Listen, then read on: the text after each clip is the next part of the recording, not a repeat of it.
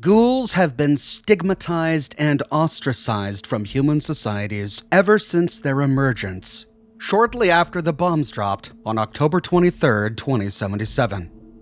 Ghouls were set apart from humans due to the way they look, the sound of their voice, and, yes, even the smell. And some humans used the existence of feral ghouls as an excuse to persecute non-feral ghouls, lumping them into the same category, refusing to acknowledge the difference between a monster and a person. And so, out of necessity, and sometimes out of preference, ghouls throughout the wasteland banded together to form their own ghoul societies. Some of these societies flew under the radar. After all, the less attention a ghoul society got from humans, the better. Some ghoul societies actually tried to improve the wasteland. But just like with human societies, some ghoul societies were predatory. The first ghoul society we ever encounter in any Fallout game is the Necropolis, built within the ruins of Bakersfield, California. In 2161, the ruins of Bakersfield are swarming with angry, hostile ghouls. But these ghouls aren't feral. They speak complete sentences when attacking and make references to their society. But not all of the ghouls in the Necropolis are hostile. There are plenty who will talk with us, even if they do have a distinctive way of talking, including the leader of this group, a ghoul named Set. There'd better be a killer reason for standing in my shadow. Does next on the menu ring a bell for ya, Normie? Set is an authoritarian ruler who values fear and violence. Simple time. I'm Set. I'm in charge. Get it? The ghouls on the outskirts have instructions to attack humans on sight. Oh, I'm gonna eat you up and be singing that happy tummy song. I got that happy tummy. So that fear of the Necropolis would spread far and wide throughout the wasteland. While exploring the Necropolis and the tunnels beneath, we learned that the very ghouls living here came from the vault buried beneath the town. This is Vault 12, and the insane Vault-Tec experiment of Vault 12 was to see what would happen if they created a vault that didn't seal properly before the bombs dropped. I think about it. Quitting showbiz, buying us a ranch up in Bakersfield, back to being a real cowboy again. And you're talking to me about hiding out at a ranch up in Bakersfield. It guarantees us a spot in the vault. We've got money. We can buy a spot in the vault. One of the good vaults. What's that supposed to mean? And so when the bombs dropped, all of the vault residents raced to the vault, but they couldn't get the door to close. The residents of nearby towns who weren't members of the vault likewise came down here to find shelter. But unlike with every other vault, the residents of Bakersfield found this vault door slightly ajar. They were able to pull it away, and they forced themselves into the vault. Between the door that wouldn't seal and the intentionally leaky nature of the vault itself, the immense amount of nuclear fallout that spread across the globe immediately after the bombs dropped seeped into every nook and cranny of Vault 12. Many people died, but many of the residents were ghoulified. Some were turned into glowing ones that glowed a yellow color. These remained in Vault 12 and attacked everyone, even other ghouls, on sight. But most of the ghoulified survivors of Vault 12 left the vault 6 years after the bombs dropped in 2083 and returned topside to inhabit the ruins of Bakersfield, which they dubbed the Necropolis. Within a year, Set rose to power and forced the ghoulified overseer of Vault 12 out of the town. He gave him an ultimatum: stay in the Necropolis and Set would have him killed, or leave and be exiled to the wasteland. The original unnamed overseer of Vault 12 chose exile, and history never heard from him again. Set reigned the Necropolis for 73 years after that, and while his society survived, his people were less than happy. There were some ghouls who didn't want to attack all humans on sight. They didn't believe that fear and mindless violence were the best tools to keep themselves safe. At some point during this time, a schism formed within the society at the Necropolis, but the hardliners who supported Set won out, and they forced the non-violent ghouls who described themselves as pacifists, underground. These pacifistic ghouls didn't return to Vault 12 because it was filled with glowing ones. Instead, they inhabited the tunnels just outside, close to a watershed, because Vault 12, in addition to being equipped with a water chip, was built on top of a very deep well. It's the tunnels beneath the watershed that controlled the pump for this well to where the pacifist ghouls and their leader retreated. Set and his hardliners could have killed them all, but in his wisdom, he decided to spare their lives. And his reason was that if the Necropolis was ever attacked, he would need more ghouls to defend it. I guess he thought the pacifist ghouls would take up arms if it came to defending their own. But in 2157, things fell apart for Set. During the events of Fallout 1, we learned that the Master, after realizing that he needed to find prime normals to make intelligent supermutants, began to scour the wasteland for vaults where he might find pre-war humans that had been uncorrupted by the nuclear fallout of the Great War. One of the vaults he visited was Vault 12. Upon arriving, the Master's army found it swarming with zombies, and so of course they opened fire, but Set, ever the survivor, somehow managed to broker a peace deal with the Master's army. It may have been that he convinced the mutants to spare them by selling some of his own members to the Master's army as slaves. The Necropolis was mine. Not in all things great, but a straight place for my kind. Then the Master showed. He could have fragged me good, but it was easy for him to just stand some muties and keep an eye on. We learn from Set that some of his ghouls were taken by the Master to work at the Mariposa military base. Before leaving the Necropolis, the Master's army set up a small garrison of supermutants. Harry, Larry, Gary, Barry, Terry, and Sally. You not ghoul. I knew, not fool Harry. The fate of the Necropolis is forever tied to the actions of the Vault Dweller. In 2162, the Vault Dweller and his party arrived at the Necropolis looking for a water chip. Set asked the Vault Dweller to kill the supermutants that the Master left here as a garrison. The mutants at the watershed need dirt naps. Makes my shadow grow. You slice them and rewards run to you. Info too. And the Vault Dweller complied, killing them all, but not before the Vault Dweller's companion Ian was burned to a crisp by Barry, who burned him with a flamer. The Vault Dweller also repaired the water pumps in the watershed, allowing the Necropolis to maintain their fresh water supply. However, 1 month later, the Master and his army returned to the Necropolis, and in an act of revenge, massacred everyone they could find in Bakersfield. However, the Master's army didn't kill everyone. The survivors banded together and left the Necropolis in search of greener pastures. Some made their way to the ruins of San Diego, which was now a town called Dayglow. Dayglow never appears physically in any of the Fallout games. It's a described-only location. However, the survivors from the Necropolis who settled here were prosperous. Dayglow was just northwest of the Glow, a former West Tech research facility that was bombed during the Great War of 2077. Since the ghouls from the Necropolis were immune to radiation, they explored the Glow, where they found tons of pre-war scrap and electronics. They set up a scavenging company that made Dayglow rich. It became so prominent on the West Coast that by the time the NCR began to create its government, it was Dayglow that became one of the 5 founding states of the new California Republic.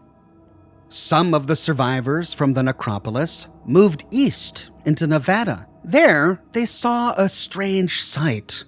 A Brotherhood of Steel Knight wandering the wastes side by side with a mutant from the Master's army. But this mutant wasn't violent. This mutant was wise and peaceful. And so these survivors from the Necropolis followed the duo throughout the wasteland. Then, other people started following us. Guess they figured if they weren't safe with a mutie and a steel knight, safe just wasn't going to happen. It ended up being a good call for these refugees because the knight named Jacob and the mutant named Marcus led the refugees to an old abandoned uranium mining town in Nevada called Broken Hills. Now, anybody's welcome here, long as they act right. Others might not think much of us, but nobody's more free than we are. It wasn't a society exclusive to ghouls, but at the time it was one of the few places in the wasteland where ghouls could build a life in peace. And the Broken Hills party of Necropolis refugees included Typhon, Set's son. And we learn from Typhon that not even Set's family loved him. His son describes Set as a total bastard. He's much happier here in Broken Hills. It was perfect. Both the super mutants and the ghouls were immune to radiation damage, so the mutants and ghouls would mine the uranium ore and process it, whereas the humans that took up residence in Broken Hills would act as merchants and intermediaries. Together, this diverse community of ghouls, mutants, and humans supplied nearby towns like Vault City with the uranium they needed to power their nuclear power plants. Jacob, the Brotherhood of Steel Knight, stayed for one winter. He wanted to make sure that everyone was set up before he left. Marcus decided to stay behind, and he became the mayor of Broken Hills. No one knows whatever happened to Jacob because he was never seen again. But Broken Hills became a prosperous settlement. There was a bit of a kerfluffle that happened around 2241. The town had become prosperous, and the humans were all merchants. They dealt with the caravans, they dealt with trade, they handled all the money. There was an element of the humans that began to see themselves as superior to the mutants and the ghouls who were doing all of the physical labor, all of that mining. There began to develop an anti-mutant conspiracy in Broken Hills, led by a man ironically named Jacob. Not the same Jacob who co-founded Broken Hills, of course. This was a human Jacob who was born here and named after the knight who helped found it. This anti-mutant conspiracy decided to try and get rid of the super mutants and ghouls by sabotaging the air filtration system that provided clean air to the uranium mine. Marcus caught two of the saboteurs, humans named Manson and Frank, and put them in prison. But they didn't rat out Jacob. Jacob was never implicated. However, some of the mutants figured out what was going on. A strong super mutant named Francis truly believes in what Marcus is trying to do here at Broken Hills, but he thinks that Marcus doesn't take enough direct action to root out bigotry. And so he decides to tackle the problem himself. He manages to gun down most of the rest of the anti-mutant conspiracy, almost everyone except for Jacob the chemist. He then dragged their corpses into the mine shafts below Broken Hills, hoping that the giant ants who lived there would dispose of them. During the events of Fallout 2, the Chosen One has a role to play in uncovering this conspiracy and picking a side. We don't know which side the Chosen One picked, but ultimately, it doesn't matter. Because after the events of Fallout 2 in 2241, Broken Hills continued to thrive until the uranium ore in the mine ran out. And then slowly, over a number of years, the people of the town drifted away, including Marcus, leaving Broken Hills nothing but an empty ghost town. The city, having lost its sole reason for existing, slowly dispersed. The residents carried their riches with them, leaving the place a windswept, desolate ghost town. A few holdouts remained, attempting to eke out a pathetic existence, but eventually, they too disappeared. But Another group of survivors from Necropolis migrated far into the northern reaches of what was once Nevada, what became part of New California. There, far north of New Reno, they discovered a pre-war Poseidon oil reactor number 5. The power plant had been under construction during the Great War, and it's been uninhabited ever since. The ghouls quickly went to work getting the power plant back up and running. The plant did emit some radiation, but that was just fine with the ghouls, and here they founded a community called Gecko. By 2235, it became known far and wide that Gecko was a sanctuary for ghouls, and it attracted ghouls from all over the wasteland to come and live in peace. The mutant ghoul hybrid named Harold, who lived in the hub for many years during the events of Fallout 1, made his way to Gecko and took up leadership of the community in 2238. Hello there, smooth skin. The name's Harold. I help keep this town running. The society needed a good leader because a number of problems began to arise. First, the ghouls weren't exactly nuclear scientists. Our atomic reactors are mind sensitive. The people I got running it mean well, but, well, they are not the sharpest tools in the shed, if you know what I mean. They managed to get the power plant back up and running, but it wasn't operating at peak efficiency. There were a lot of things that weren't working, and the ghouls were even inadvertently contaminating the groundwater, which was being consumed by nearby settlements, including Vault City. There's a town. It is filled with creatures that are polluting the groundwater with dangerous radiation. Those things are operating a damaged atomic power plant. You see, they are immune to radiation. They don't care that they are slowly killing us with their poisons. The second big issue is that there was still a lot of anti-ghoul prejudice in the wasteland, and a lot of this prejudice was coming from Vault City. Those creatures, they cannot be trusted. Once he realized what was going on, Harold instructed the ghouls to figure out how this was happening. And they came back with a report that told him that the Gecko power plant needed a hydroelectric magnetosphere regulator. Thing is, Vault City had one. One would think that it would be easy enough to just go to Vault City and say, hey, we know that you're upset that we're contaminating the groundwater, but give us a hydroelectric magnetosphere regulator and we can solve the problem. But no, the ghouls couldn't do that because the human people of Vault 8 were so prejudiced against ghouls that First Citizen Lynette had instructed the Vault City Guard to shoot all ghouls on sight. They shoot ghouls on sight. Makes conversation a bit tricky. First Citizen Lynette decided that the ghouls at Gecko were poisoning the groundwater on purpose. She called this an act of terrorism, and so she was looking for a way to completely destroy the town of Gecko and every ghoul who lived there. But thankfully, there were other humans inside Vault 8 who were a little more level-headed.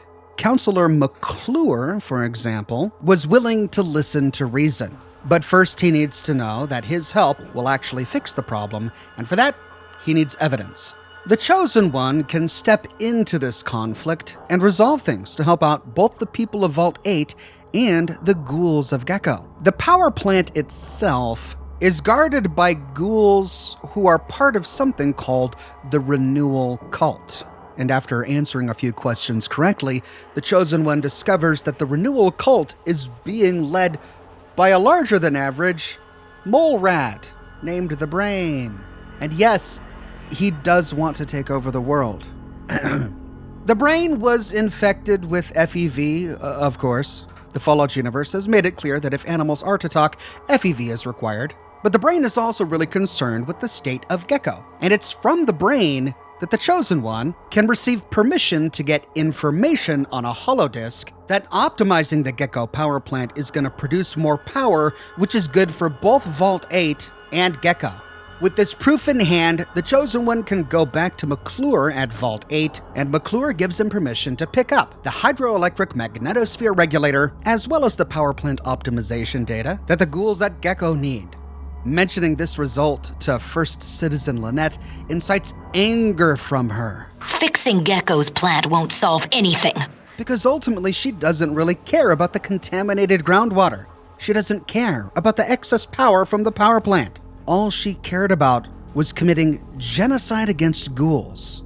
We really don't know what happened to Gecko, but due to the growth of the NCR as revealed during the events of Fallout New Vegas, we get the impression that the Gecko power plant was fixed and stopped contaminating the groundwater because Vault 8 at some point was absorbed into the NCR.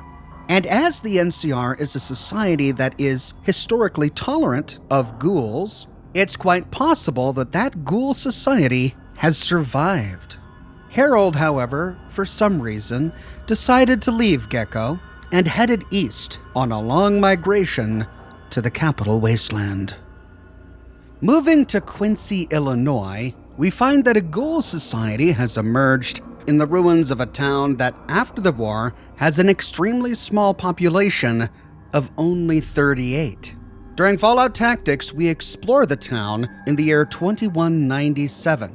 And here we sadly find that prejudice against ghouls is alive and well. The population of Quincy is split into two factions. The humans, who inhabit most of the pre-war buildings north of the railway tracks, and the ghouls, with a population of only 12 who are forced to seclude themselves in the ghoul quarter on the southern side of the tracks. Despite this segregation, the ghouls at times did mix with the human population, and even if some of the humans disapproved of such mingling, there were other humans in Quincy who took pity upon the ghouls and saw no need for these racial segregations. We used to play with the ghouls when we were little girls. We never thought the ghouls were bad. In fact, they were very gentle with us. But Mother found out and she forbade us to play there ever again. I hope the ghouls are alright too. They have it bad enough with all the regular humans harassing them. But in 2197, a group of beast lords, raiders who managed to control the services of monsters including Deathclaws, attacked the town of Quincy. The humans at Quincy reached out to the Midwestern Brotherhood of Steel, asking them to defend the town. But what the humans didn't tell the Brotherhood is that the ghouls even existed. When the Brotherhood arrives, they discover the ghoul quarter on their own. Defending the ghouls is not part of the Brotherhood's mission objectives. However, upon exploring the ghoul quarter, the Brotherhood can talk with the ghouls here and discover that they too are under attack from the Beast Lords. I am Elliot. The ghouls here call me their leader, but that's just because no one else wanted the job. Please, Outlanders, you have to help us too. I know we're just a bunch of ghouls, but we get scared and bleed just like pure-blood humans. We might not be able to offer the same amount of resources as the Quincy purebloods, but we got something to offer too. We'll fight, but we don't stand a chance against those Deathclaws. What do you say? It'd be a shame for me to die a day before I turn 150 next week. If the Brotherhood defends the ghouls in the ghoul quarter and saves most of their lives, then the ghouls repay the Brotherhood, with some of their members joining the Brotherhood's recruit pool. Strangers, I am forever in your debt. If you accept ghouls in your ranks, we'd be honored to sign up for your Brotherhood. While there are some hard-lined Brotherhood soldiers like General Barnaky who are disgusted by ghouls and want nothing to do with them, the Midwestern Brotherhood elders are a bit more open-minded and are willing to allow ghouls to join the Brotherhood ranks. The ghouls of Quincy are overjoyed by your dedication to protect them along with their human counterparts. As a result, there are now ghouls applying for membership into the Brotherhood. The elders believe that their inherent resistance to certain toxins make up for their subhuman frailties. I pray the Brotherhood can remain pure at heart with this foul taint. Dismissed. Moving to Kansas City in Missouri, before the war, Kansas City was home to a large nuclear launch site. But the Great War came and went without the site launching its nuclear armaments. The atomic bombs left behind prevented human settlement of Kansas City due to the enormous amounts of radiation that they leaked. And so, in the years preceding 2197, ghouls moved into Kansas City and created a society. They called the city the town of Gravestone. And uniquely among ghoul societies, the residents of Gravestone formed a religion that worshipped radiation and the bomb it came from. A ghoul named T- became one of the first leaders and bishops of Gravestone. T- provided the ghouls with some of their first religious instruction. They worshipped the atomic bomb and gave it a divine name, Plutonius. Greetings. I am Defcon II, son of T-. Welcome to the Holy Land of Gravestone. But in 2197, the super mutants in the Midwest, under the leadership of Gamoran, discovered the existence of the atomic bomb and wanted it for themselves. And so the leader of Gravestone at that time, a ghoul bishop named Defcon, reached out to the Brotherhood of Steel, asking the Brotherhood to defend Gravestone from the super mutant army, and in exchange, they would give to the Brotherhood Plutonius, the atomic bomb that they worshipped. As Bishop of Gravestone, I am the sworn caretaker of the sacred idol of Plutonius. You wish to remove our idol to within the confines of the Brotherhood, yes? Well, if you are mighty enough to stop the pagan mutant threat to my flock, you may take our divine patron of atomic fission. Can I have a Halaneutron? Halaneutron! Now, there was a bit more to the story of the Ghoul Society here that was ultimately cut from Fallout Tactics, and it ties into the story of the ghouls at Quincy. It used to be that the ghouls who lived at Gravestone were pacifists. They were taught that any ghoul who took up arms to fight in combat would be stricken down by Plutonius and turned to ash. However, if the Brotherhood defended the ghouls in Quincy and recruited some of those ghouls into the Brotherhood, then when the ghoul acolytes here at Gravestone saw ghoul soldiers within the Brotherhood, they would realize that the prophecy must have been fulfilled. What is this? Our brethren have joined the Brotherhood? Us acolytes are forbidden to take up arms until the prophecy is fulfilled. We were taught that acolyte ghouls are beings of light, and that we will turn to smoking ash if we raise our hands in anger. That is why we only watch. But my brothers here are warriors who come from afar. I see it before my own 3 eyes. This means the prophecy is complete. We won't turn to ash. We can help defend our beliefs. We will not watch. We will act. These Brotherhood soldiers were ghouls, and they hadn't turned to ash. And with this evidence, the ghouls of Gravestone would fight alongside the Brotherhood to defend their society from the super mutant army. But this subplot was cut from Fallout Tactics, and when the Brotherhood arrives at Kansas City, the ghouls here fight alongside the Brotherhood no matter what we do. And if successful, their Bishop Defcon rewards the Brotherhood with their own god, Plutonius. Like a creature born of mass and energy, you have exploded onto the blasphemers' ranks, separating flesh and bone like so many unstable positrons from the decaying quantum. I now entrust the flesh of my savior, the Lord of Internal Confinement Fission, the Sultan of Lattice Space Neutrinos, to you, Avatar of Irradiated Steel. May the ever-contaminating watch over you and guide your hand. Moving to the ruins of Washington, D.C., we find a ghoul society inside the Museum of History. Before the war, the Museum of History had an ongoing exhibit about the Underworld, exploring how hell and the afterlife was depicted in a variety of human cultures. After the bombs dropped, of course, this exhibit was frozen in time. Like most places in America, the humans of the Capital Wasteland exhibited extreme bigotry towards humans. And while ghouls found refuge at some settlements, like Gob at Megaton, Most ghouls found that they weren't welcome in human societies. But the capital wasteland was particularly dangerous for ghouls. With the sheer amount of mutated creatures, raiders, and super mutants, ghouls began to need a place for themselves.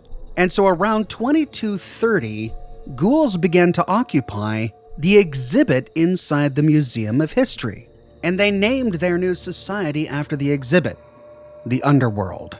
It used to be part of the Museum of History. The exhibit that used to be here was focused on what happens after death, hell and whatnot. A lot of it was focused on this old book called Paradise Lost. It's about a guy who goes to hell. At first it was just a couple people after the war. This was one of the only places that wasn't falling down or on fire after the bombs fell. But over the years word got around. But anyone with any sense is in Underworld. You're in Underworld, Smoothskin. It's the only safe place for we ghouls in D.C. We're here out of sight and out of mind. We're not the Walking Dead, despite the rotten flesh and the smell. We're mutants. Sort of. At least I think we are. This is a town full of peace-loving ghouls, so check your bigotry at the door.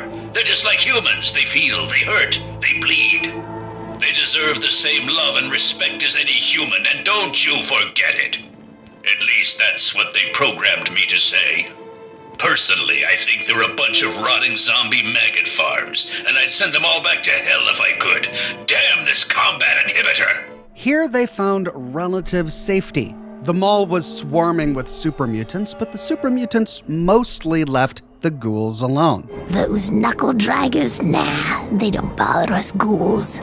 Maybe they see us as kin or something, I don't know. Now those other assholes. Yeah, you know, those humans like you. Well, maybe not like you, I don't know, but humans all the same. The Brotherhood of Steel guys with their testosterone and power armor. Those Psycho Talon Company mercs. Those other assholes. Really, the greatest threat that they were concerned about was the Brotherhood of Steel. And according to some, the Brotherhood would shoot ghouls on sight. The Brotherhood of Steel will fire on us if we're out in the open, but they don't bother us down here. Really, the Brotherhood of Steel is the only thing we have to worry about. Bastards. They don't seem to be able to tell us apart from the super mutants. Or maybe they just don't care.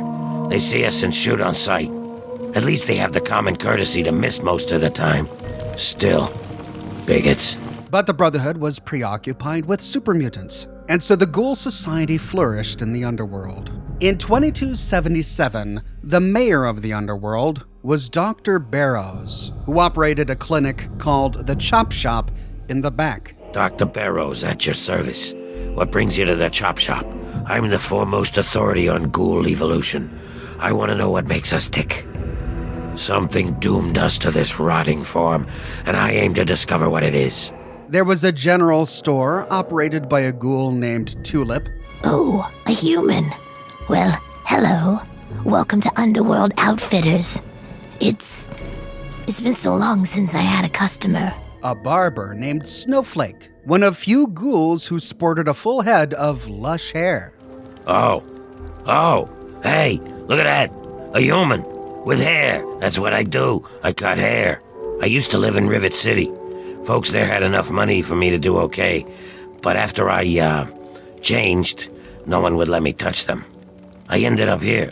Winthrop was the Underworld's technician, responsible for the town's maintenance and repairs. I keep every hunk of old rusted pre-war garbage around here in operating condition. We've got lights, water, and ventilation all running off the old crap they used to keep this place going for the tourists. I've managed to keep it going so far.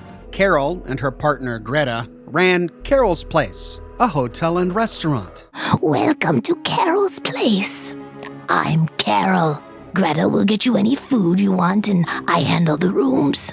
I've been here since we founded the town. Before that, well, life out in the wastes wasn't very pleasant for us. But so long as we stay down here, we can live our lives as people, not monsters. I think things are better this way for everyone.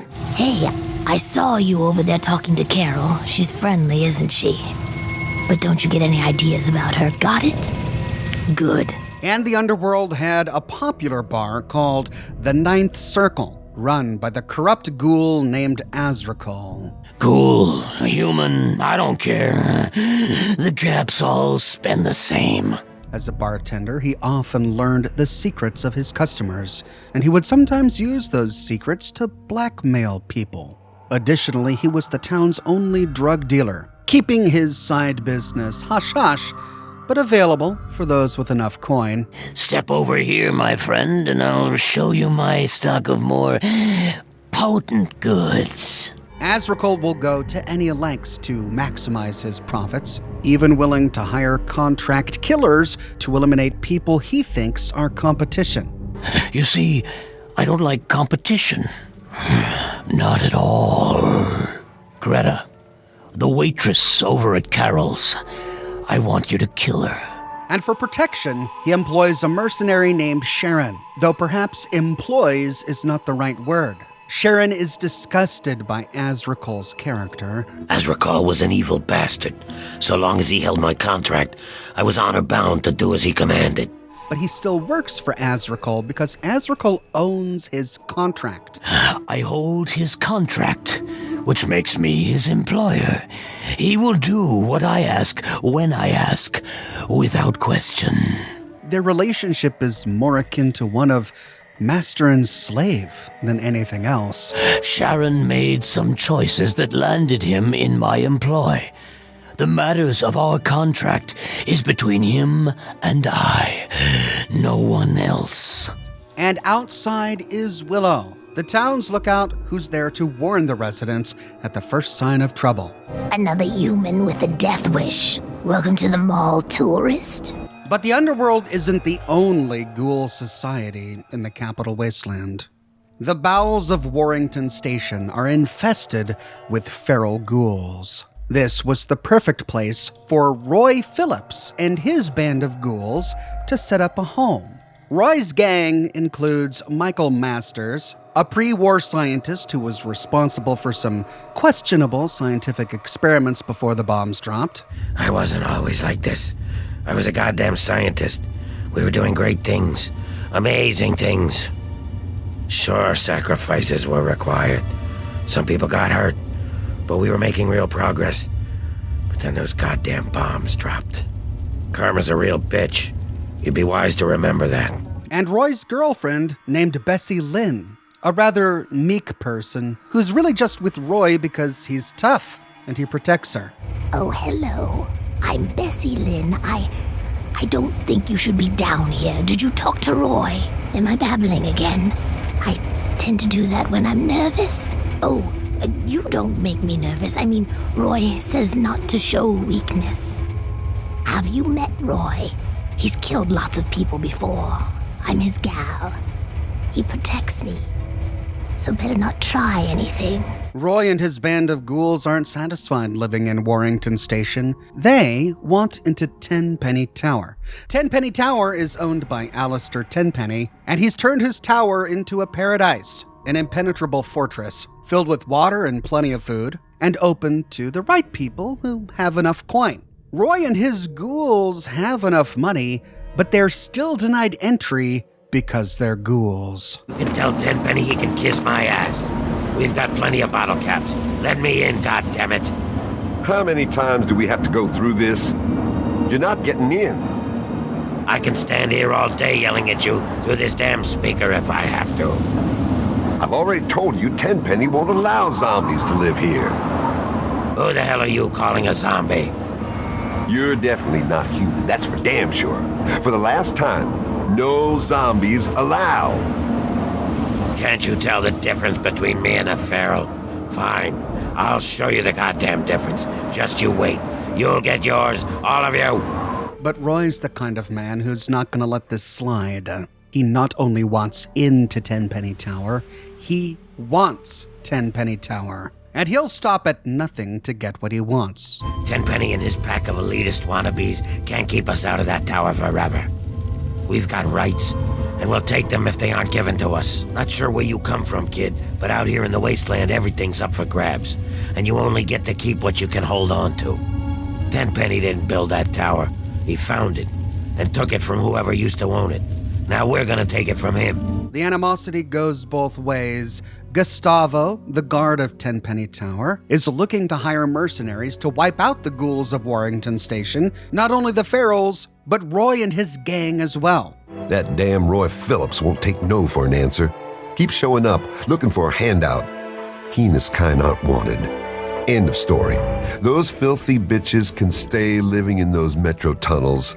They'll move in here over my dead body. How's 500 bottle caps sound?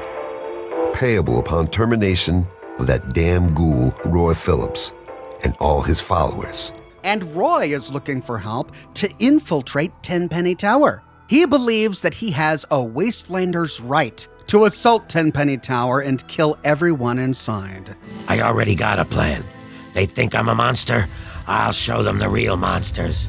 We'll unleash our feral brethren on them. All those bigoted sons of bitches will get torn apart. We could help him with this, and if we exterminate all humans in the tower, he and his squad move in and set up shop. Hey, kid, I was wrong about you. Good job. Oh, hello there. Can't thank you enough. Hey there, bud. Thanks again for helping us get in here. But there is a peaceful way to allow ghouls inside the tower. The thing is, not all the humans in Tenpenny Tower are prejudiced against ghouls. I know you've been talking to the others about the ghouls, and I've been mulling the whole thing over a few cocktails. Well, more than a few. And I've decided that I'd be willing to give it a go. Well, all right. I'm willing to give them a chance. I guess I'd be willing to give it a try. I suppose I wouldn't mind too terribly. It'd give me a chance to study ghoul physiology. Like I said, it's fine by me. Most of them are actually pretty tolerant towards the ghouls and don't mind living side by side along with them. Even Alistair Tenpenny, the guy in charge, doesn't mind so much. I don't suppose I'd mind terribly if ghouls were to live here. And it would be a good bit of sport hunting them down if they misbehaved. But there are 5 members of Tenpenny's society that are reluctant to allow ghouls inside, and they need to be convinced. If the lone wanderer manages to get rid of these 5 ghoul bigots, then Tenpenny agrees, and Roy Phillips and his gang move on in. I'll be damned. Really? Good job, kid. I was willing to unleash the ferals and kill all those bigots. Guess I don't have to now. If we come back a bit later, we find ghouls and humans living side by side in harmony. I guess I don't mind those ghouls as much as I thought I would. People are happy and healthy for the most part, and those ghouls make great case studies. Thanks for helping those ghouls. They really aren't so bad. Glad to see you were able to convince these people to open their minds a little. Hey, comrade, those ghouls seem like a real community, huh? Adversity must have made them strong. Don't know how you did it. I'd never allow those zombies room and board. But as long as Tenpenny keeps paying me, I'll stay. But if we come back even later, we see that Tenpenny Tower has attracted even more ghouls. We find the door that's typically guarded by Gustavo open. Ghoul residents are walking around outside, and inside ghouls are everywhere. If we head to the basement, we discover that Roy and his gang have slaughtered all of the human residents and piled their bodies in the basement.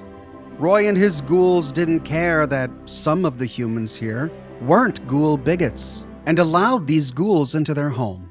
Hey, Roy decided to take out the trash. I'm glad I lost my sense of smell. We see that 200 years after the apocalypse, ghouls aren't that much different from humans. Both are capable of kindness and tolerance. Both are capable of bigotry and violence. Henderson, Nevada was home to the Repconn test site, which before the war was working on developing a plasma propulsion system for its rockets before it was acquired by Robco. But in 2279, the Repconn test site became home to a ghoul cult called the Bright Brotherhood. The Bright Brotherhood was led by a non-feral glowing one named Jason Bright. Jason claimed to have received a number of visions from an entity he calls the Creator. Hello, Wanderer. Please forgive us our humble surroundings. Our true home awaits us in the far beyond. These visions showed him a place called the Far Beyond, which is a paradise for ghouls. I am Jason Bright, the prophet of the Great Journey. All the ghouls you see here are members of my flock. We wish to escape the barbarity of the wasteland, especially the violence and bigotry of its human inhabitants. The Creator has promised to my flock a new land, a place of safety and healing, a paradise in the far beyond. I have glimpsed it only in visions, Wanderer, but what I have seen is truly miraculous. It is a place of light and healing, and I know in my soul that my flock will be safe there. He describes it as being a truly miraculous place, a place of light and healing. And he convinced a number of ghouls that they needed to board a rocket at the Repconn test site and launch themselves into the sky to undertake their great journey to arrive at the far beyond. The rockets will convey us to our promised land in the far beyond. Vision upon vision has confirmed it. I understand your concerns, friend, and I thank you for voicing them. But the Creator's will for us has been made manifest. While getting to know Jason Bright and the Bright Brotherhood, we can read between the lines to understand that Jason felt compelled to create this cult, and so many ghouls felt compelled to join the cult due to the hatred and violence they had received from so many humans in the wasteland. It is my belief that the Creator sent you and Chris to expiate the sins of your kind against mine. Not every ghoul joined the Bright Brotherhood because they were true believers. Some ghouls joined because they needed a place to go. They needed a community. And there were a lot of good-looking female ghouls in Jason Bright's company. I never did buy into that religious mumbo-jumbo with the robes and all that shit. It gets lonely out in the wastes, okay? And I don't have to tell you, that Bright's group has got some fine-looking ghoulettes in it. Or maybe I would have to tell you. Despite suffering prejudice from humans, Jason Bright and his followers were tolerant of humans. One day, a human named Chris Haversom arrived at Repconn believing that he was a ghoul. Hey, you're not a ghoul. Your pranks won't work on me, Smoothskin. I was human once, you know. Grew up in Vault 34, northeast of here. Who should maintain the Vault's reactor? Hauser? Mitchell? No. Make it Haversom. He likes machines. Haversom won't mind getting irradiated. Haversom won't mind mutating. He's already ugly as it is. Haversom won't mind when his hair starts falling out after a few years. There's no connection, Haversom. You're neurotic. Wait, you left your vault because you were going bald? Bald? You call this bald, Smoothskin? I'm a monster. A monster! Jason and the other members of the cult tried to reason with him and inform him that no, he wasn't a ghoul, he was a human, but Chris refused to believe it, and so they allowed him to stay.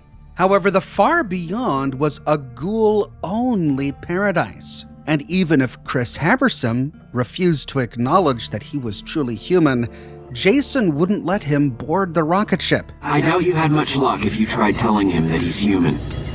We had the same discussions when he first appeared, and the same lack of success. He believes he is one of us. Soon enough we realized that Chris was a gift from the Creator. He is integral to the success of the Great Journey. It became clear that the Creator had sent him to us to ensure the success of the Great Journey.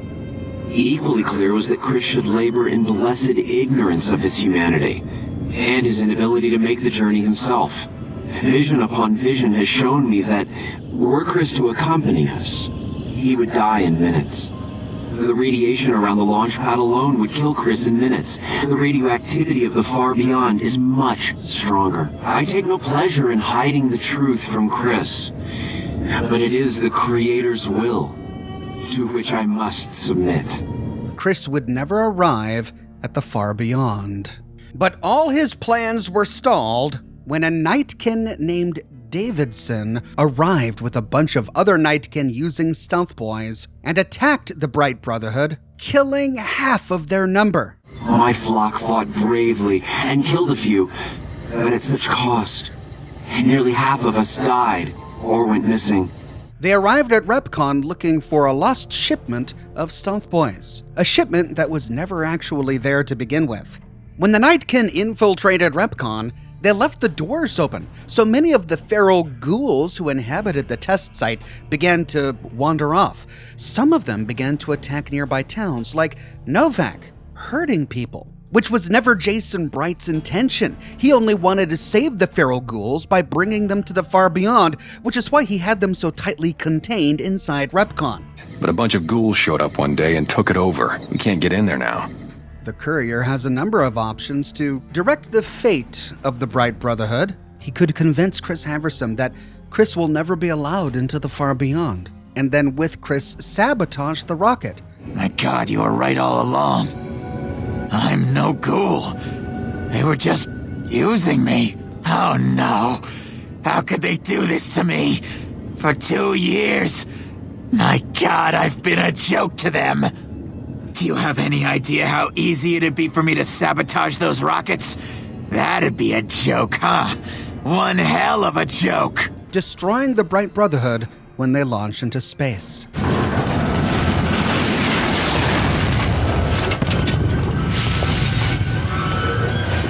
Or the courier can convince Chris to forgive Jason Bright, and if he does, Chris wishes them well and retires to Novak. The rockets are ready, Jason.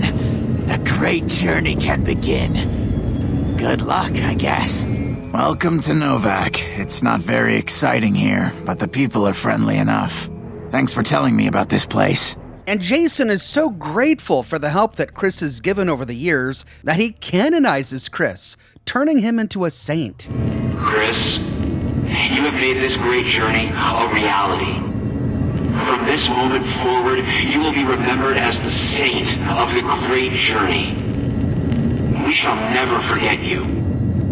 I ask that you forgive us, Chris, and give us your blessing, and we bestow ours upon you. Then, if the courier destroys the Nightkin, or convinces the Nightkin to leave, and chooses to help Jason Bright and the Bright Brotherhood, they successfully undertake their great journey and fly off into the distance.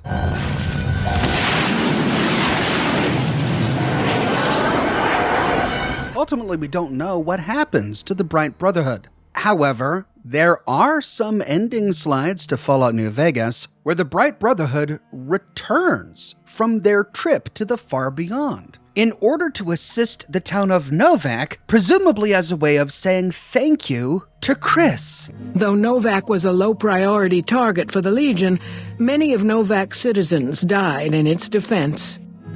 In the weeks that followed, several Bright followers returned to Novak to help restore its defenses, allowing it to remain independent of NCR. During the Legion's attack on Novak, Bright followers returning from their long pilgrimage assisted in its evacuation. Which gives us the impression that perhaps the far beyond actually existed.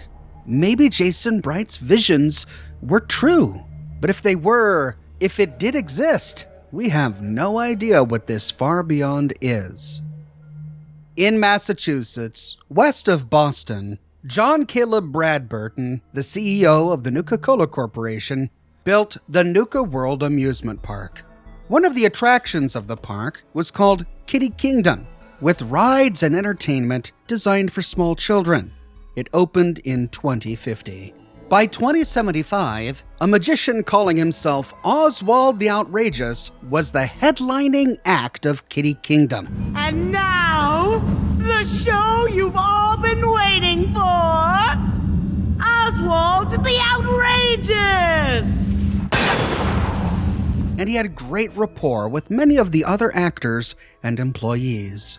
Everyone was tense and on edge, however, due to America's war with China and the threat of a looming nuclear apocalypse. And so one day, while celebrating the birthday of Oswald's girlfriend, Rachel Watkins, who also worked at the park, the employees at Kiddie Kingdom decided that they needed to come up with a contingency plan in case the apocalypse happened while they were all at work. They all agreed that if the worst happened, they needed a stockpile of food, access to fresh water, seeds in case they needed to start farming, and a hoard of weapons to defend themselves if necessary. And so for the next year, Oswald and Rachel began stockpiling boxed foods in the employee tunnels of Kiddie Kingdom. They had sacks of seeds, plenty of water from the pump systems, and construction materials.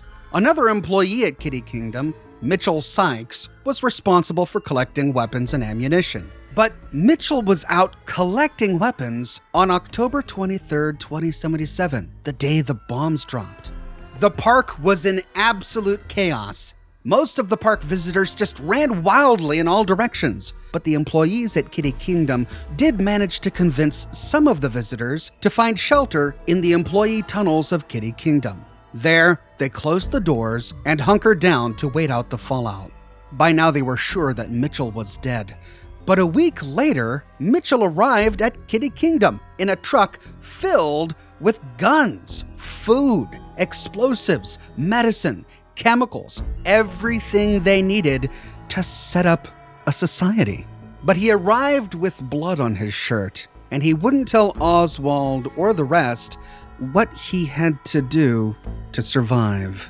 The employees realized that it was a wild new world out there, and their first priority was safety. And so they decided to cut the Kiddie Kingdom off from the rest of the park. They did so by blowing up the service tunnel connecting the rest of the park. They barricaded the gates, and they began to use their construction supplies to fortify the park. They worked industriously and got the fortifications done in short order. But just after they finished, a radiation storm blew into the park. The employees and survivors at Kiddie Kingdom scrambled to find shelter wherever they could, but the rad storm hovered over the park for hours before blowing away. Most of the survivors got radiation poisoning, and it was here that people began to die. But there were some who began to transform into ghouls, something none of them had ever expected. They were still alive, and they were determined to survive. Since Rachel had a background in organic chemistry, she became the group's unofficial doctor.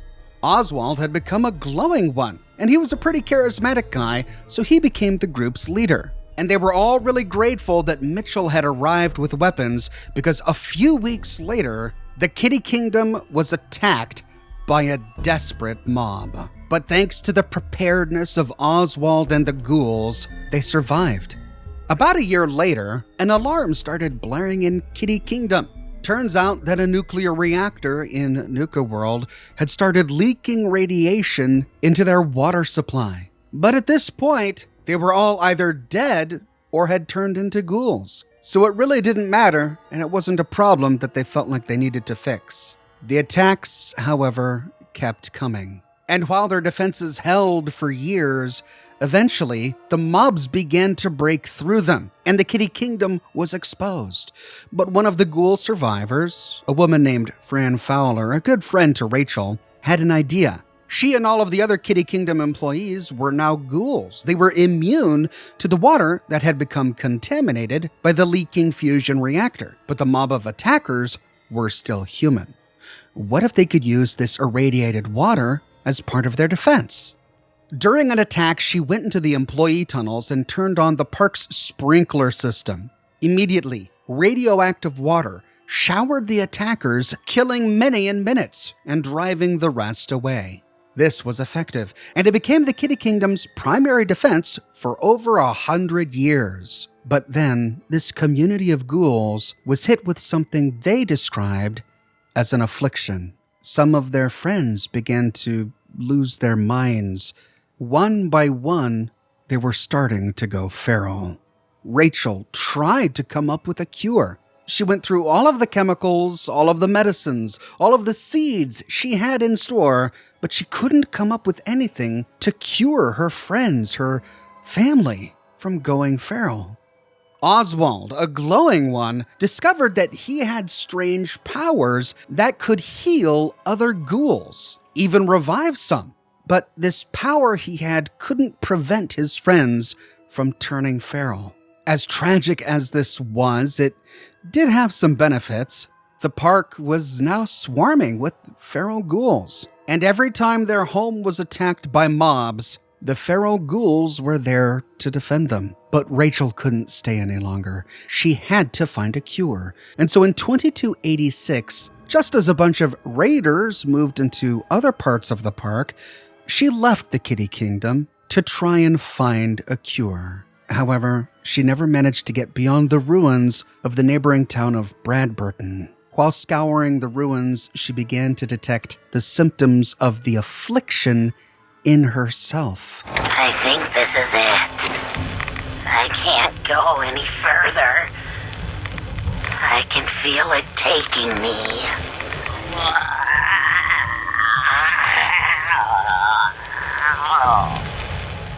No, gotta keep it together a little longer. Oswald, I'm sorry. I've looked everywhere I could think, but there's no cure. What towns and outposts I could find said that we ghouls just go feral eventually, and there's nothing to be done. Maybe it was the misters. Held out. As long as I can. I know this isn't what you'd want, but I can't stand the thought of mindlessly attacking everyone around me. So I've decided to end it on my own terms. I don't know why it hasn't affected you the same, but if you still held it together, I want you to move on. Leave Nuka World. You can still make a life out there. It's not all as bad as we thought. I love you, Oz. By 2287, Oswald the Outrageous was the only sane ghoul left in the Kiddie Kingdom. All his friends had turned feral. His lover Rachel was dead and he didn't even know it.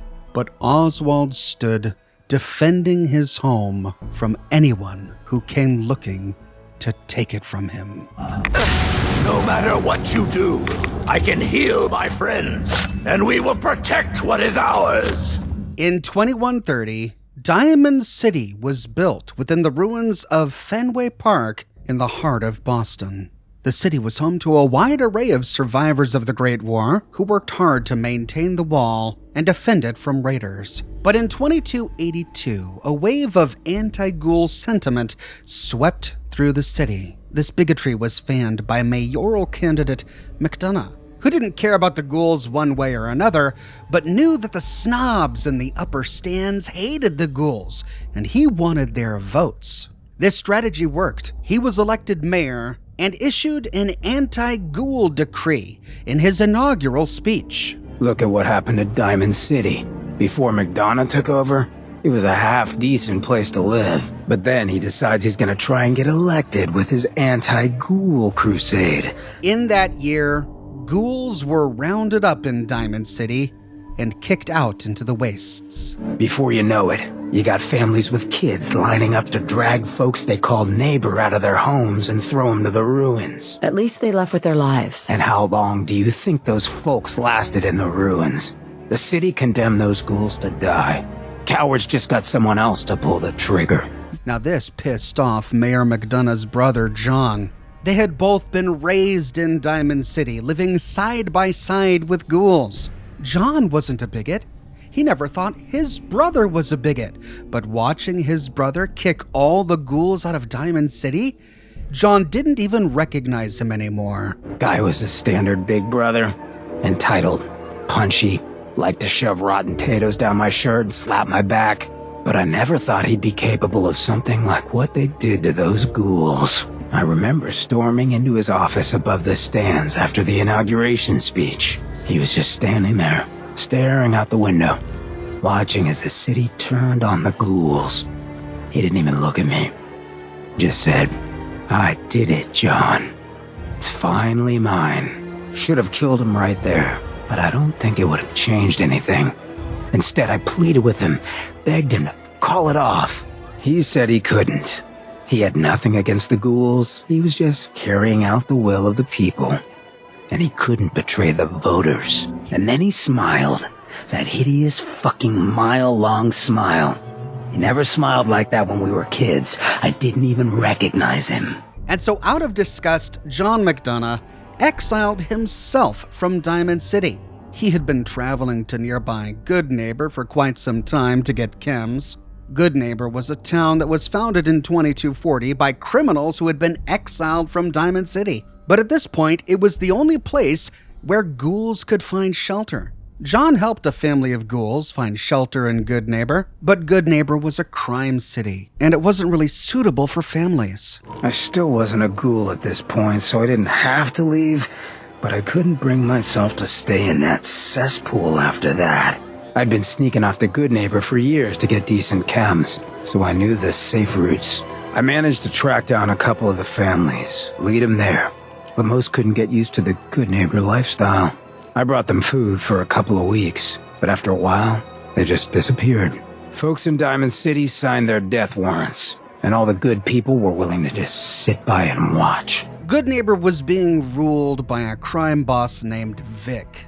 Vic didn't care about ghouls, he didn't care about equality, he cared about power, he cared about money. And John McDonough watched as one day Vic murdered some random drifter for no reason whatsoever, simply because he could. Some ass named Vic ran the town for I don't know how long before that. There was one night, some drifter said something to them. They cracked him open like a can of cram on the pavement, and we all just stood there, did nothing. John had left Diamond City because they didn't accept ghouls, but now he was in Goodneighbor, which was a danger to anyone. He was depressed. He went on a bender. He took an experimental chem that transformed him into a ghoul. I felt like less than nothing. Finally found this experimental radiation drug. Oh man, the high was so worth it. The drug that did this to me, that made me a ghoul, I knew what it was going to do. I just couldn't stand looking at the bastard I saw in the mirror anymore. The coward who'd let all those ghouls from Diamond City die. I was too scared to protect his fellow drifters from Vic and his boys. Afterwards, I got so high, I blacked out completely. Upon waking up from his drug-induced stupor, he had an epiphany. When I finally came to, I was on the floor of the old state house, right in front of the clothes of John Hancock. John Hancock, first American hoodlum and defender of the people. I might have still been high, but those clothes spoke to me, told me what I needed to do. I smashed the case, put him on, started a new life as Hancock. After that, I went clean for a bit, got organized, convinced Cleo to loan me some hardware, got a crew of drifters together and headed out into the ruins, started training. Next time Vic's boys went on their tear, we'd be ready for them. Once we'd mopped up, we strolled right into Vic's quarters in the state house, wrapped a rope around his neck, and threw him off the balcony. And there I am, gun in hand, draped in Hancock's duds, looking at all the people of Goodneighbor assembled below. I had to say something. That first time I said them, they didn't even feel like my words. Of the people, for the people, was my inaugural address. Became Mayor Hancock of Goodneighbor that day. And from then on, I vowed I'd never stand by and watch. Ever again. And so he overthrew Vic, making himself mayor of Goodneighbor. But as mayor, he ensured that Goodneighbor was open to anyone, human or ghoul. Just to be clear, everyone's welcome in Goodneighbor. I don't care if you're a synth, ghoul, or even a super mutant, so long as you play nice. Of the people, for the people! Goodneighbor might not be an exclusively ghoul community, but it was one of the few in the Commonwealth where ghouls could live their lives in peace. But it wasn't the only place. A ghoul named Wiseman was one of the ghouls who was kicked out of Diamond City by McDonough. He, like Hancock, decided that there needed to be a safe place for ghouls. He stumbled upon the ruins of the Middlesex County public swimming pool. The pool was full of water, and in this water he could farm tarberries. And so he turned the swimming pool into a ghoul settlement, a settlement that a wandering trader nicknamed the Slog, and the name stuck. You've probably noticed it's only ghouls around here. I used to live in Diamond City, until that rat bastard mayor threw me and all the other ghouls out. I decided that we ghouls should have a place where we could feel welcome, and that's mainly why I started up this farm. Why did the mayor throw you out? We're ugly. We turn feral and kill people. We gives the kids nightmares. All the usual stuff we get from you smoothskins. Now, it's true that there was one incident in Diamond City where a ghoul turned feral and someone got hurt. But I ask you this. How many humans have suddenly turned violent and killed someone? I've seen it more times than I care to admit. But in 2287, a bunch of mutants moved into a ruin nearby called Breakheart Banks, and they began to harass the wandering traders and caravanners who were trading tarberries with the Slog. And so when Wiseman learned that the Minutemen were rebuilding, he reached out to them to seek their help. We can't sell tarberries without traders, and trade caravans need safe roads. There's a gang of super mutants that's been preying on anyone who comes near their turf, including traders. It'd be a great help to us if you could take care of those brutes once and for all. And if the Minutemen General helps the Slog joins the Minutemen. By the way, we've decided to support the Minutemen. We've got to help each other if we want things to get better. Providing the Commonwealth a safe place for ghouls, and the Minutemen with ghoul defenders. Jones, a tarberry farmer. I knew you would help us. Deirdre, who used to work as a mechanic at Diamond City, but who now operates as a merchant. Not many people would offer help to strangers. And Holly, who offers caps for tarberries, and despite being a ghoul, still has an abundance of confidence. I might be a ghoul, but I'm still all woman. So, what do you think? About what? About me, of course. And be honest. You're not really my type. You might think that now, but how do you really know until you try? You can't be serious. Sweetheart, when it comes to looking good, I'm always serious. I think you look pretty good. Yeah, you're looking pretty damn fine yourself, stranger. I know I come on a little strong sometimes, but why wait around for someone to chase me? Oh, when I see something I like, I go after it. After all, we ghouls might live a long time compared to humans, but I won't be around forever. In the ruins of the Shenandoah National Park in Virginia lies Vault 63. It was the brainchild of one of Vault-Tech's board of directors, Hugo Stoltz, and his wife, Cassidy Stoltz. I am Hugo Stoltz. Overseer of Vault 63, yes, but also a principled man of business from the world of yore. Founder and CEO of Stoltz Enterprises, respected member of Vault-Tech's board of directors, and overall international man of mystery. Hugo was born blind, but this blindness didn't prevent him from finding great success before the bombs dropped.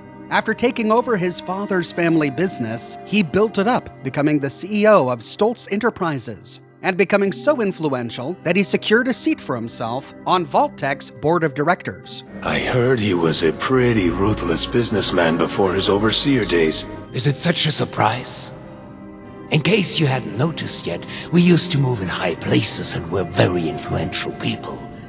Getting on the board was inevitable. Creating a seat as an overseer, well, it was much more challenging. With the premonition that the apocalypse was coming, Hugo and Cassidy Stoltz wanted their own underground haven that would allow them to survive and to accrue more power after the apocalypse.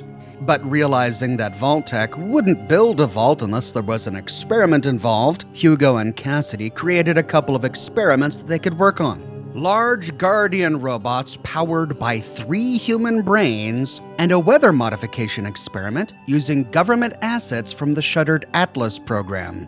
I wanted a vault that wasn't just about preserving the past, but continuing to build a new future.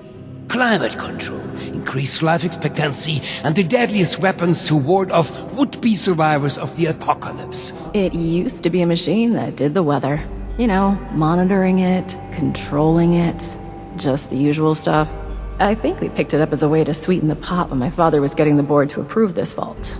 With Vault-Tech's approval, Hugo and Cassidy began buying up all of the land in the Shenandoah Valley. they started construction of Vault 63, which was destined to be one of the largest subterranean vaults that Vault-Tec ever produced, with a variety of labs stretching across the entire valley, connected to each other by underground trains. Intending to begin its research even before the bombs fell, residents, scientists, and engineers began moving into the region, even as construction was underway. We'd take the rail line to work in the different wings each day. This naturally upset the people already living in the Shenandoah Valley, in particular, the residents of the nearby Dark Hollow Falls community. In order to pacify them, Hugo and Cassidy promised them that if the apocalypse ever happened, all of the residents of Dark Hollow Falls would be welcome inside Vault 63. But when the bombs dropped on October 23, 2077, Hugo betrayed them. The only people allowed in the vault were the scientists and civilians necessary to conduct the vault's experiments, the workers who were working on the vault at the time, and Hugo and Cassidy themselves. Before the bombs, we were a collection of the best researchers, security officers, and construction personnel one could imagine. We're now a fraction of that. A mixture of the best and brightest, being asked to do more than their fair share to survive. The residents of Dark Hollow Falls were turned away at the door. But since the vault was still under construction when the bombs dropped, it wasn't fully sealed from radiation. And so, just like with the residents of Vault 12 at Bakersfield, everyone in Vault 63 was exposed to the high levels of nuclear fallout that swept across the Shenandoah Valley, turning everyone into ghouls. 63's construction had fallen behind due to its lofty and ambitious size. This left our population exposed to extreme levels of radioactive fallout after the bombs fell. Those of us that survived the exposure ended up like this. But working with us so-called ghouls won't be a problem, will it? Many of the dwellers turned feral, including Hugo's brother, August. What's a ghoul? Is that what they're calling our condition outside? Those bastards. That means this is a widespread condition and not unique to us. I suppose we do look ghoulish. But it wasn't until his beloved wife, Cassidy, showed signs that she was turning feral as well, that Hugo repurposed the scientists who were working on all of their other projects to try and find a cure for feralization. Back when we faced our first crisis of the mind, going feral, before the Lost, feralization was the only real threat to our happiness here. It was running rampant and we were desperate to fix it. This fell through once we were afflicted with this ghoul phenomenon, with radiation and illness no longer seeming to be a concerning factor. Then much of our research became focused on improving our new standards of life and preservation against the feral affliction. A few years after the bombs, our residents were fighting against going feral, a complete loss of their minds. All of our research facilities pointed their efforts towards solving that. While they never found a perfect cure, they did discover that somehow exposure to the weather modification experiments from the shuttered Atlas project could briefly suspend the feralization process in some ghouls. By complete accident, we discovered that close proximity to the machine had a sort of reversing effect on the symptoms of feralization. And so in 2095, just 18 years after the bombs dropped, Hugo secretly activated the vault's weather modification system in an attempt to prevent his wife Cassidy from going feral. The weather machine worked in that it stalled Cassidy's feralization process, but it also put her into a coma. When the feral mind began to take her, I feared losing her forever. That spark between us lost its charge. She slipped further and further away. I made a choice. To follow the only path that had provided us any hope, I reignited that spark. I brought her to the device. I pushed it to its limit. I allowed it to impart on us that power greater than the burning surface of the sun. The same incident that has put me into my condition, well, it made her quiet, tired. In order to achieve this, Hugo had pushed the machine to its limit. The energy produced by the weather machine surged through Hugo and spread to most of the other ghoul residents of Vault 63, sparing only the ghouls who happened to be in the Vault Atrium, which had been more thoroughly completed before the bombs dropped. This energy surge triggered a mutation in everyone touched by it. For Hugo, it restored his sight, but not in the traditional way. He still couldn't see, but he could sense his surroundings, allowing him at last to navigate the world as if he could see. I was born blind and lived that way even after becoming a ghoul, as you put it. However, as I've mentioned, an accident at this facility altered me, not unlike the lost that wander the surface. I see the world in pulses, wavelength, a universe of violent synaptic connections, carving out and outlining every object and person. Navigation is trivial for me now. And he began to feel a connection to the other ghouls in Vault 63. This world I see, I share it with the lost. I live as they do, yet I remain myself. Mr. Stoltz had been afflicted during the same accident that created the Lost. However, he retains his sanity and his ability to communicate. My father is the only one afflicted by the machine that has managed to retain his senses.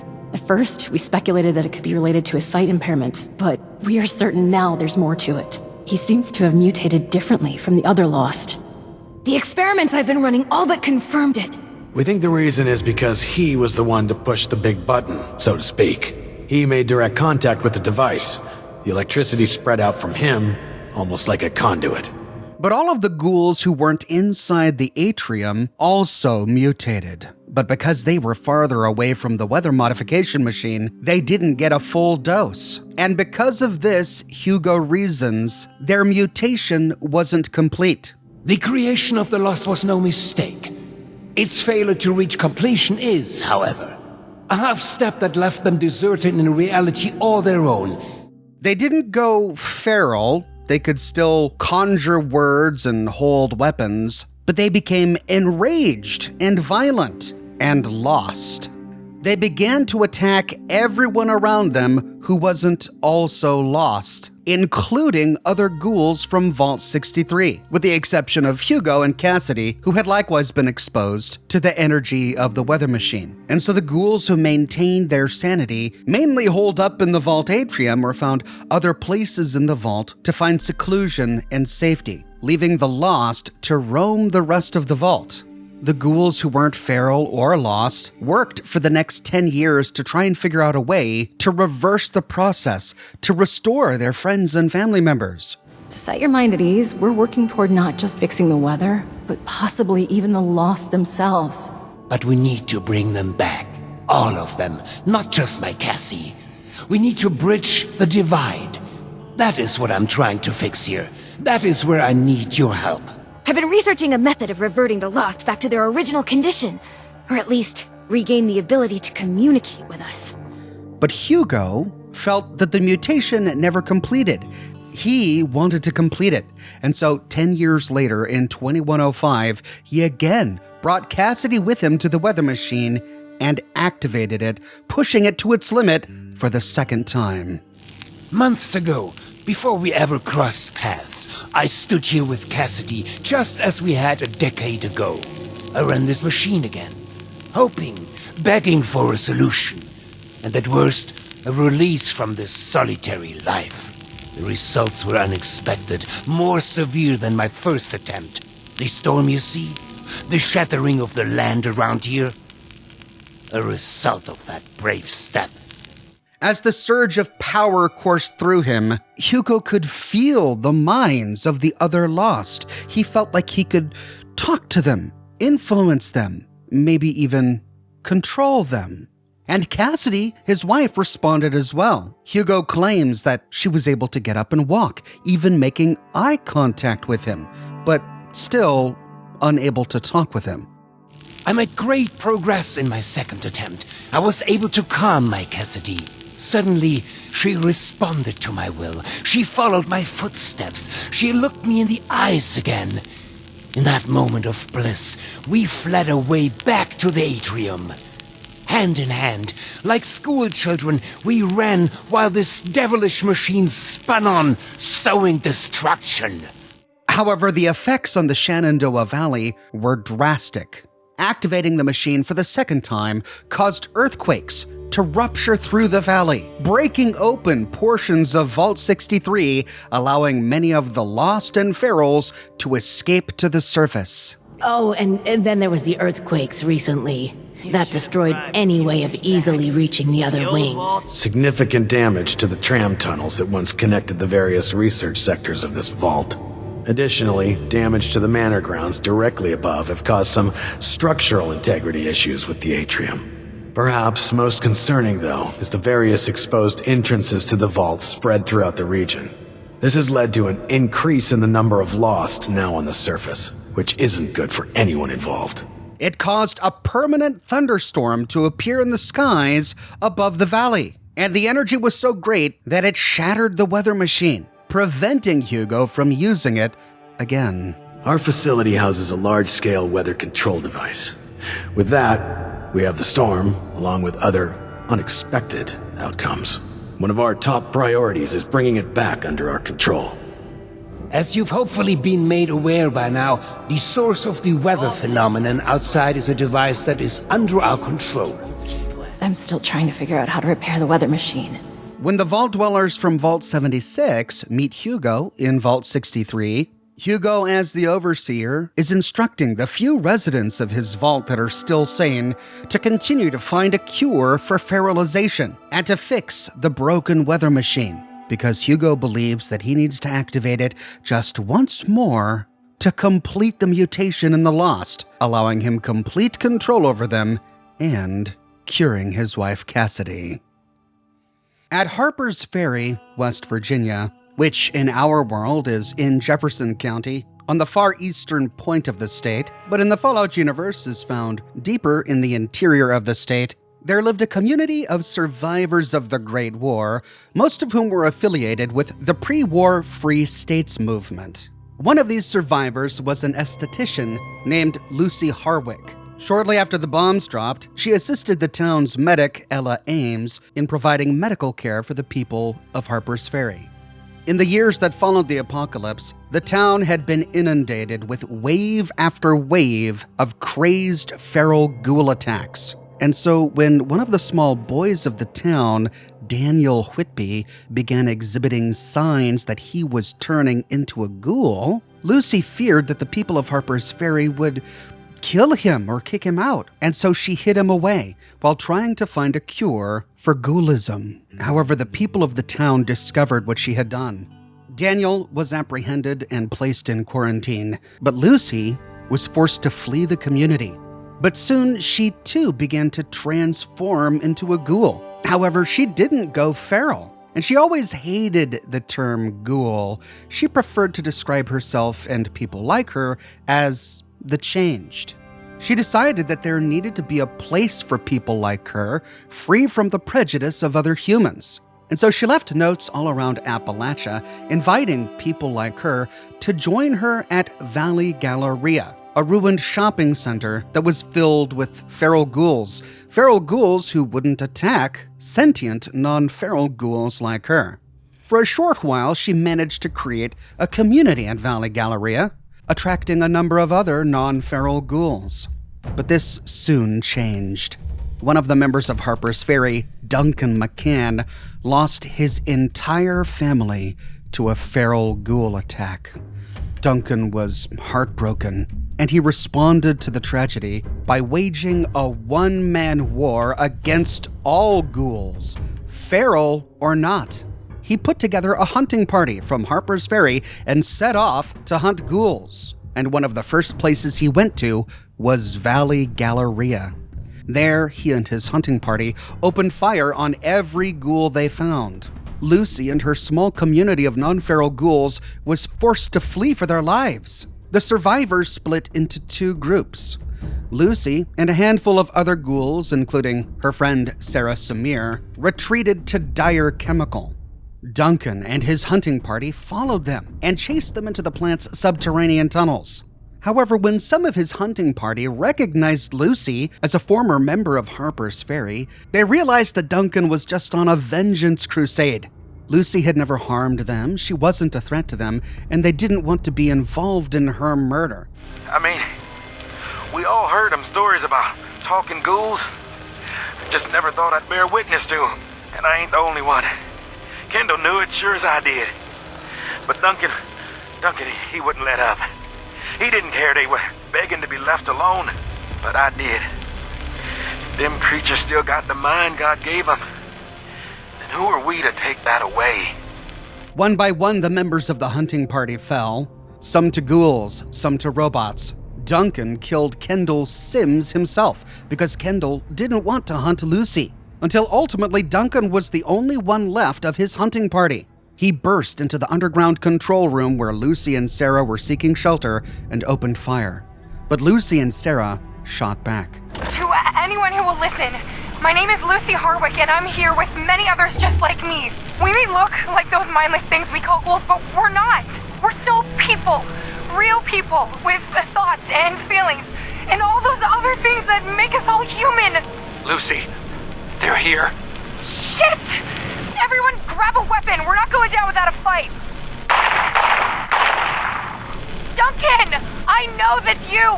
You're making a mistake. You're one of them, Luce. There's no way I'm letting any of you walk out of here alive. Lucy, is that you? Duncan, you're crazy. We need to stop firing. Kendall, stand down. Don't you point that gun at me. Duncan, please listen to them. We can't. Jesus! Duncan, you killed her? None of you ghouls are getting out of here alive, and nothing's going to stand in my way of finishing this job.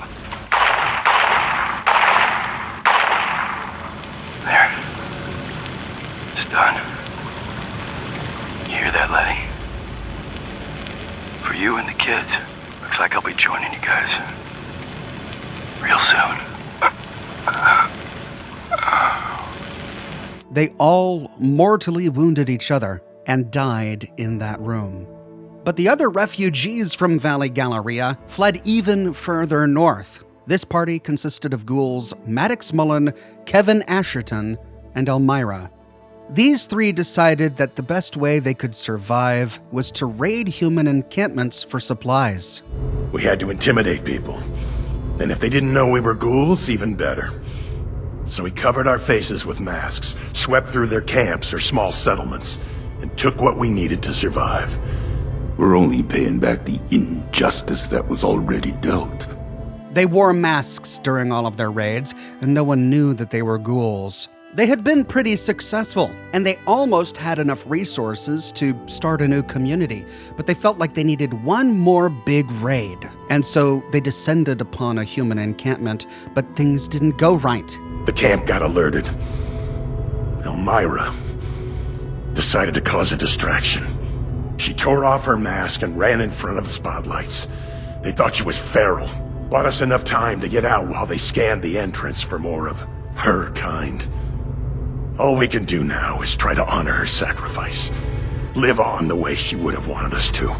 She was gunned down, and Maddox Mullen and Kevin Asherton fled north. They eventually found an abandoned nuclear missile silo far on the northern hills of the Savage Divide. The nuclear missile in the silo had cracked open and was leaking high amounts of radiation everywhere. The silo had only one occupant, a self-educated ghoul scientist named Parthenia. Having never really been embraced by a community, she invited Maddox and Kevin in. And there, Maddox and Kevin founded the ghoul community called Radiant Hills. No matter how much progress we make, there will always be somewhere that thinks different. Because the fact is there are ferals, and we look a hell of a lot like them, and the fact is we just don't know what makes someone feral or not. The best we can hope for is a place just for us, safe and separated. Never mind what's best for them. It's best for us. Radiant Hills was founded to be a refuge for ghouls. And word quickly spread. Ghouls began to arrive at Radiant Hills from all over Appalachia. and they joined Maddox and Kevin in forming a new faction called the Revenants. The Revenants were essentially a raider faction, but they didn't see themselves as such. They believed that due to the bigotry and intolerance that their kind had suffered from humans in the past, that they were forced to raid human settlements in order to survive. It took me a long time, but I finally realized it just doesn't matter what's fair or not. If you want something, you just have to take it yourself. We don't pretend to be saints. If we can avoid violence, we do, but if it's between our safety and theirs, we protect ourselves. They never raided these settlements with the goal of killing people. However, they couldn't risk anyone following them back to Radiant Hills. And so, as a matter of practice, they left no witnesses. The issue is, you recognize us already, which means we left a loose end. No one lives to identify the Revenants. The Vault Dwellers from Vault 76 learn of this practice firsthand when they find Lehman Price, a survivor of one of the Revenants' raids. Bandits, everyone. There are bandits in Appalachia. Scary masked fellas with no mercy or remorse. Out of the shadows they came and took down every one of us in the blink of an eye. I'm only alive because they thought I weren't. Because I shut up and clenched my eyes like a coward. They're worse than raiders, worse than anyone. Lehman was part of a scavenging team, and one day they were attacked by the Revenants, who killed everyone and tried to kill Lehman, but Lehman survived. While searching for a cure to his radiation poisoning, Lehman stumbles upon Radiant Hills, where he's able to confront the Revenants. They didn't deserve what you done to them, or what you tried to do to me. And for what? Ammo and scrap metal? Look, I am not one to judge too much by appearances. So what if your skin's a bit, loosely attached? But am I to understand it right that you all live in hiding and go out to steal people's things in the night? And if they see you, then it's over for them? We tried it the nice way. People died. Ghouls. On account of nothing but our loosely attached skin. So don't you for 1 second think of us as some kind of monsters for trying to survive. It was people thinking of us as monsters that drove us to this messed up reality. However, instead of killing him, now that he knows where they live, Parthenia, the original inhabitant of the silo, convinces them to spare his life so that she can try an experimental ghoul conversion treatment on Lehman, transforming him into a ghoul. To complete this treatment, they need more uranium ore from the Emmett Mountain disposal site, but while there, they get discovered by one of the scavengers. Look, I'm sorry, Scatter, but you were never supposed to be a part of this. Unfortunately, I've got no choice, newcomer. It's our code, and the only reason we've survived so long. No witnesses. God damn it! You think I want to kill you? But one misjudged act of mercy could mean the death of everyone I care about.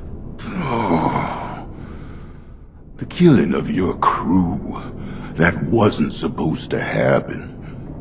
Most times, we take the resources we need and get out with none the wiser. But we can't afford to be seen. Because sooner or later, someone gets the idea to hunt us down. I can't let that happen again. Kevin, true to his nature as one of the original co-founders of Radiant Hills, wants to kill this scavenger because they leave no witnesses alive. However, the Vault Dweller from Vault 76 has an opportunity to convince Kevin that enough blood has been shed and to leave this scavenger alive. I'm warning you, Missy. We're just like anyone else trying to survive out here. Keep your damn mouth shut about ghouls. I understand. Just let me leave, okay? You're not gonna shoot me? God, hurry up already. All right. Now, depending on the choices of the Vault 76 dwellers, Lehman either does or doesn't decide to become a ghoul. The Ghoul community at Radiant Hills has quite a few Ghoul members. Most of them wear face coverings.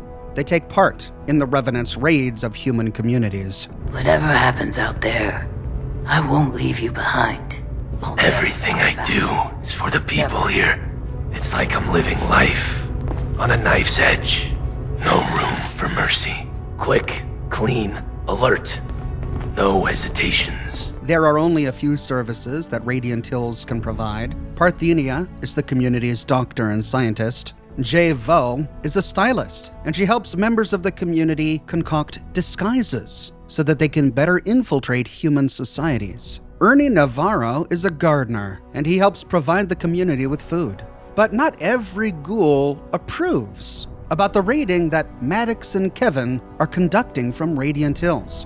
If Lehman Price joins the community as a ghoul, he expresses concern over this practice, and he can't really bring himself to participate in it. Ernie the gardener also disapproves. He's a bit of a pacifist, but he doesn't disapprove enough to abandon Radiant Hills. And this is a prevailing theme with many of the ghouls who disagree with the raiding. They don't think it's necessary to raid human settlements, especially when so many human settlements in Appalachia actually embrace ghouls, including Crater and Foundation, as well as the responders at White Spring.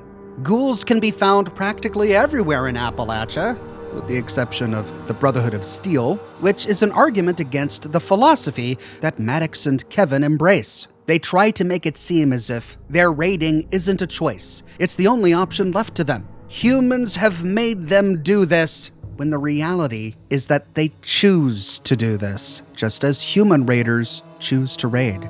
And they're using their past trauma to justify it, just as Duncan used his past trauma to justify hunting ghouls. This is why Eugenie, who formerly was a member of this community, felt like she had to leave. Radiant Hills deals with their ferals in a unique and touching way. Near to the missile silo, they found a fenced-off barracks. They called this place Point Repose, and when ghouls begin to feel like they're about to go feral, they move into Point Repose. All around the place, we find notes from ghouls who have come here, recording their last moments of sanity before they go feral. Some of them ritualistically write sentences until they can't anymore. Some try to record the capitals of U.S. states until they forget them all. Just before they cross the point of no return, they write their names in a ledger and then take the key to the last door. The last door is another fenced-off section, marked with warning signs, with instructions pinned to the door. Ghouls who are about to go feral use the key to step inside, then toss the key back out to the other side before moving into what is essentially a living graveyard. I didn't want to go in and have to kill these ghouls, but on the other side of the door we find a huge gated area swarming with ferals. The ghoul societies in the Fallout universe tell us that ghouls and humans aren't that different.